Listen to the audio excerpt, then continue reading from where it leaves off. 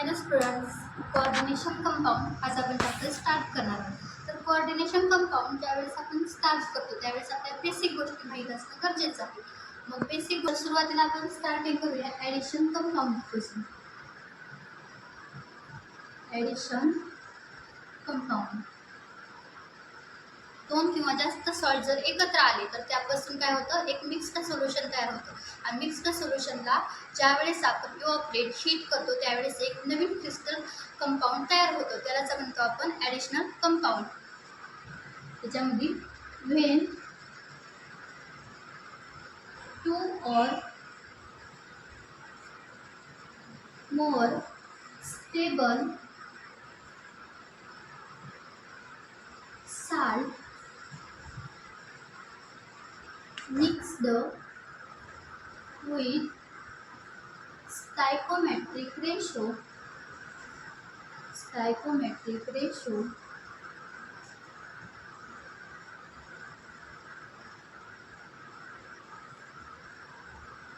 2 form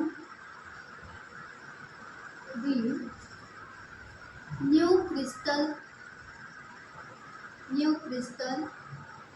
salt compound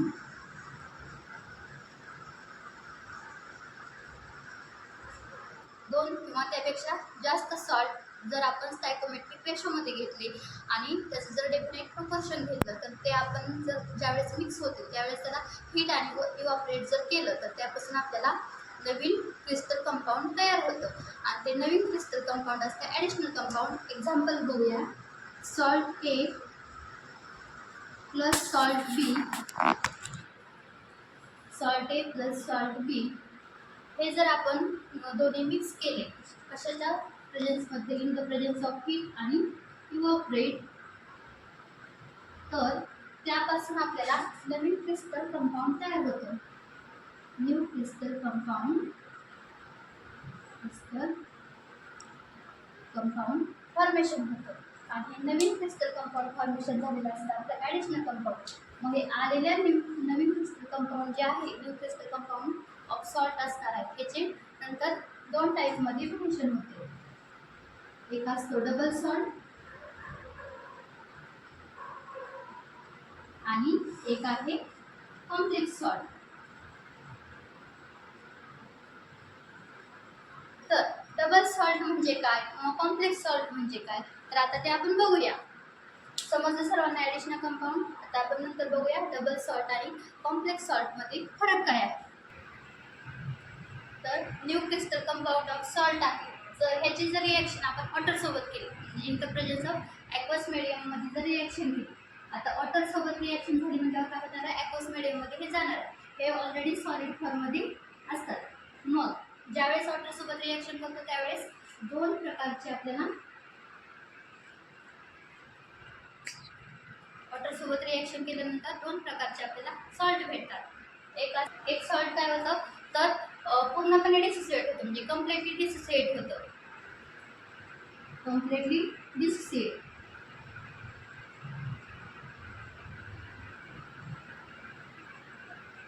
आणि दुसरं काय होतं तर do not completely dissociate, do not completely dissociate म्हणजे पूर्णपणे वेगळे होऊन जातात. ज्यावेळेस वॉटरसोबत रिॲक्शन होते पूर्णपणे वेगळे होतात आणि वेगळे झाल्यानंतर मग त्यांच्या आयडेंटिटी पण त्यांची वेगळी होती. ते असतं डिसोसिएट. आणि डो नॉट डिसोसिएट म्हणजे त्याच्यापासून एक कॉम्प्लेक्स फॉर्मेशन होईल आणि एक आयन फॉर्मेशन होईल. आणि कॉम्प्लेक्स आणि आयन फॉर्मेशन झाल्यामुळे ते काय होणार आहे, कम्प्लिटली डिसोसिएट नसणार आहे. तर ते ॲक्वस मीडियममध्ये कसे डो नॉट कम्प्लिटली डिसोसिएट. मग आता कम्प्लिटली डिसोसिएट जे झाले ते असतात डबल सॉल्ट आणि डो नॉट कम्प्लिटली डिसोसिएट जे झालेले असतात ते असतात आपले कॉम्प्लेक्स सॉल्ट. मग आता डबल सॉल्ट म्हणजे काय तर ज्यावेळेस ॲक्वस मीडियममध्ये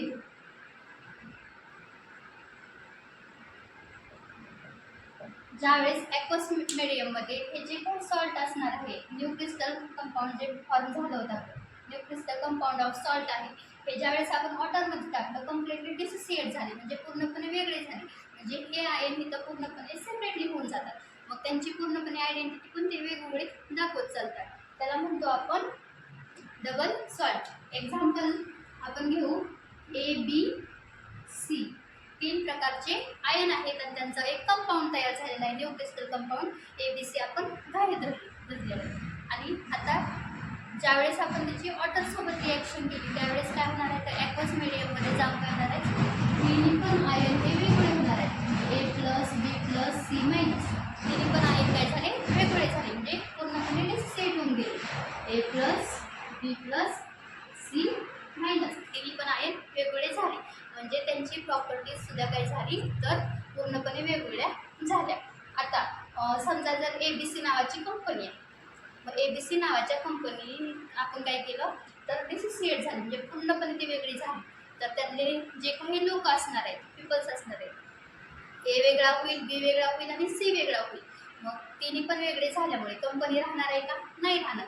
तर सेम ॲज इट इज इथं असं आहे, कंपाऊंड पण काय होणार आहे, तर ABC आहे ते जर वॉटरसोबत जर रिॲक्ट झालं, कम्प्लिटली डिसोसिएट झाले, तर ह्यांच्यापासून पण काय होणार आहे, त्यांच्या डिसोसिएट झाल्यामुळे हे आयन्स हे वेगळे होणार आहे आणि मग त्यांची आयडेंटिटी पण वेगवेगळी असणार आहे.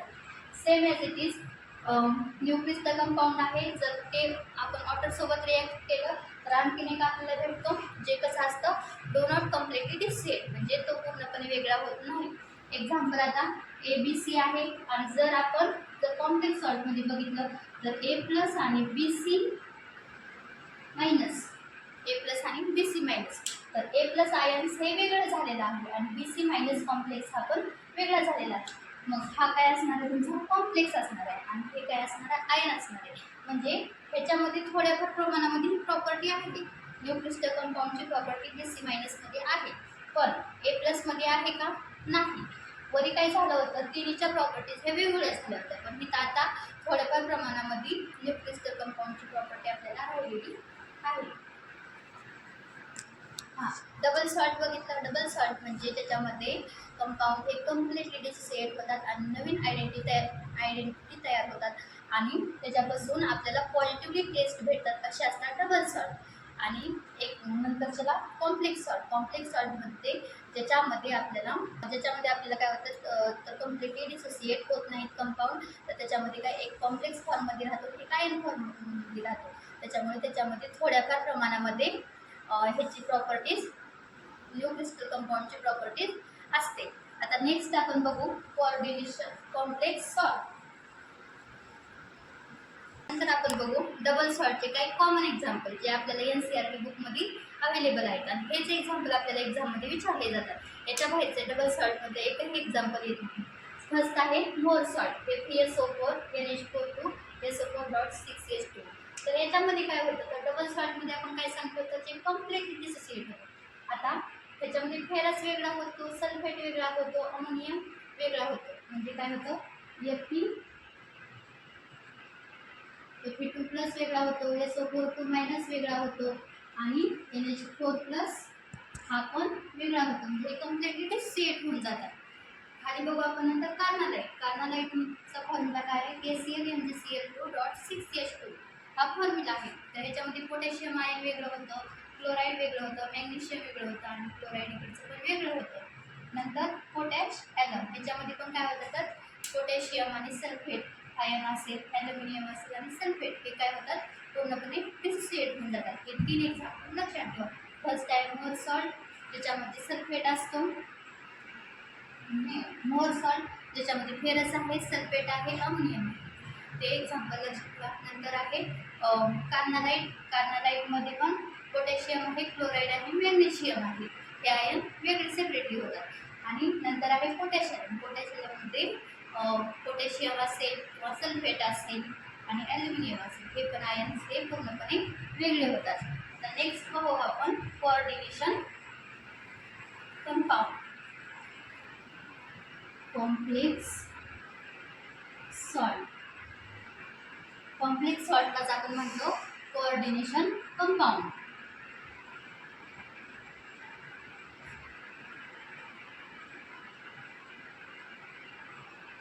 तर कोऑर्डिनेशन कंपाऊंड हे तयार कशापासून होतात, तर त्याचा बेसिक काय आहे, तर सिग्मा कोऑर्डिनेटेड बॉन्ड पासून हे तयार होतात.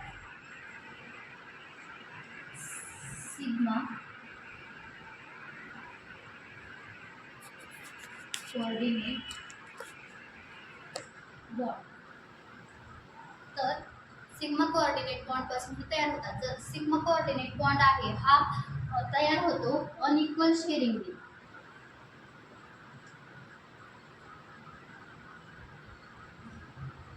अनइक्वल शेअरिंगने सिग्मा कोऑर्डिनेट बॉन्ड हा आपला तयार होतो.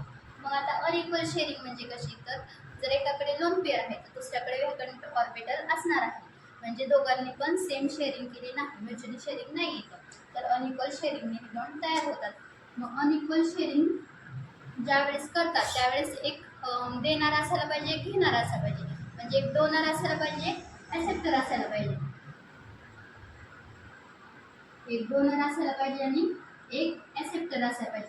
मग देणाऱ्याकडे कोणतरी लोन पेअर वगैरे असायला पाहिजे आणि घेणाऱ्याकडे काय, तर घ्यायला एम्प्टी ऑर्बिटल असायला पाहिजे, म्हणजे जागा त्याच्याकडे असायला पाहिजे.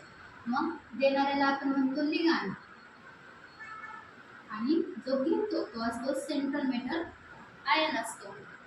काय असतो, सेंट्रल मेटल आयन. मग लिगांडकडे काय लोन पेअर अवेलेबल असला तर तो व्हॅकंट डी ऑर्बिटल मध्ये टाकतो आणि त्यांच्यापासून काय होतो, तर अनइक्वल शेअरिंगने कोऑर्डिनेट बॉन्ड हा तयार होतो. मग आता नेक्स्ट आपण बघू कोऑर्डिनेटेड कंपाऊंड. एक एक्झाम्पल बघू कोऑर्डिनेशन कंपाऊंडचं. K4 Fe cyanide 6, K4 Fe cyanide 6 हे एक्झाम्पल बघूया. तर K4 Fe cyanide 6,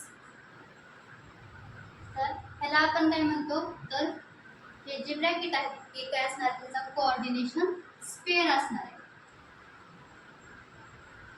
coordination spare हा ligand. This is central metal ion. Central metal. This is ionization sphere.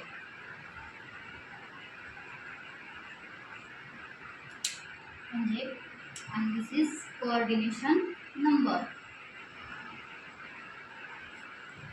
Coordination compound कशा पासून तयार होतं, जे कोणकोणते इन्ग्रेडियंट असतात, घटक कोणकोणते असतात, तर त्याच्यामध्ये कोऑर्डिनेशन स्पेअर असतो, लिगांड असतो, कोऑर्डिनेशन नंबर असतो, मेटल आयन असतो आणि आयनायझेशन स्पेअर असतो.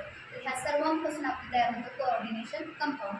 असे खूप सारे कॉम्प्लेक्स आता आपण बघणार आहोत पुढे, जसे की असणार आहे cobalt H2O6, cobalt H2O6 2+, cobalt H2O6 3+, म्हणजे हे वेगवेगळे